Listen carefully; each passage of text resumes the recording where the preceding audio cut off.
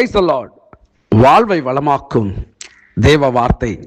நீதிமொழிகளின் புஸ்தகம் 20ஆம் அதிகாரம் 27ஆம் வசனம். மனுஷனுடைய ஆவி கர்த்தர் தந்த தீபமாயிருக்கிறது, அது உள்ளத்தில் உள்ளவைகளை எல்லாம் ஆராய்ந்து பார்க்கும்.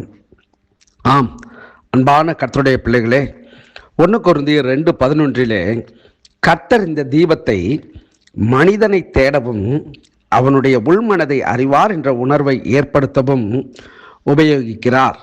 இந்த நாளிலே மனுஷனுடைய ஆவி கர்த்தர் தந்த தீபமாயிருக்கிறது.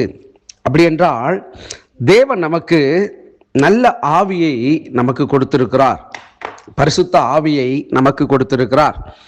அவர் நம்மை சகல சத்தியத்திற்குள்ளும் நடத்துகிற தேவனானவர்.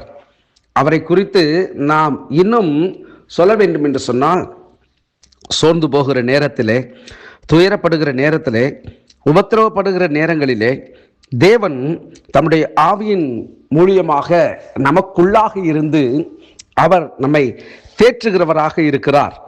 ஆதியாகமம் 2:7 நாம் இப்படியாய் பார்க்கிறோம். தேவனாகிய கர்த்தர் மனுஷனை பூமியின் மண்ணினாலே உருவாக்கி ஜீவ சுவாசத்தை அவன் நாசியிலே ஊதினார், மனுஷன் ஜீவாத்மாவானான். அப்போ தேவன் ஆவியை நம்மேலே அவர் ஊற்றியிருக்கிறார்.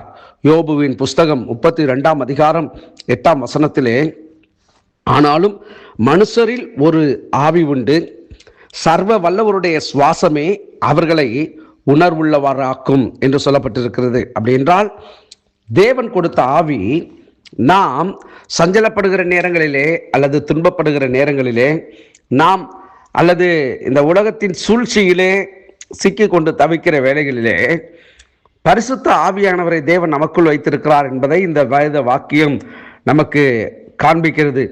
அப்போ தேவன் நமக்கு ஒரு ஆவியை தந்திருக்கிறார். அப்படின்னா சரியான வழிகளில் நம்மை நடத்தி செல்வதற்கும், சரியான காரியங்களை நாம் சிந்திப்பதற்கும், சரியான வாழ்க்கை முறையை நாம் வாழ்வதற்கும் அந்த ஆவியான் நமக்குள்ளிருந்து அவர் வேலை செய்கிறவராய் இருக்கிறார். நாம் தடுமாறுகிற வேளையிலே, தவறுகிற வேளைகளிலே நமக்கு உணர்த்துகிற ஆவியானவராய் இருக்கிறார்.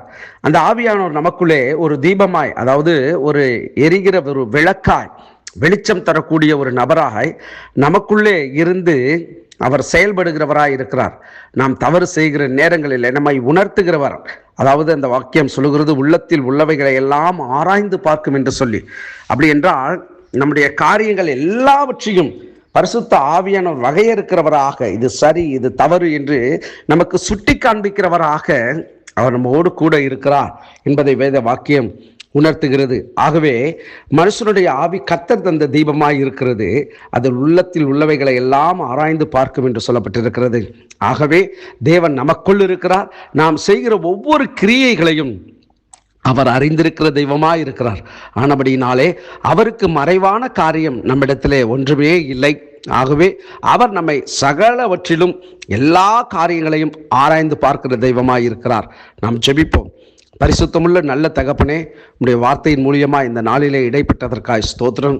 ஆண்டவரே, உம்முடைய ஆவி நீர் எங்களுக்கு தந்த தீபமாய் இருக்கிறது, அது எங்களுடைய வாழ்க்கை எல்லாவற்றையும் ஆராய்ந்து பார்க்கும் என்று எங்களுக்கு நீர் உணர்த்தி இருக்கிறீர். இவ்வாக்கியத்தின்படி எங்கள் வாழ்க்கையிலே நீர் எங்களோடு குடிகொண்டு இருப்பதற்காய் ஸ்தோத்திரம். எங்களை நீரே வழி நடத்தும். கிறிஸ்து இயேசுவின் நாமத்தில் ஜெபிக்கிறேன் எங்கள் ஜீவனுள்ள நல்ல பிதாவே. ஆமேன், ஆமேன். God bless you.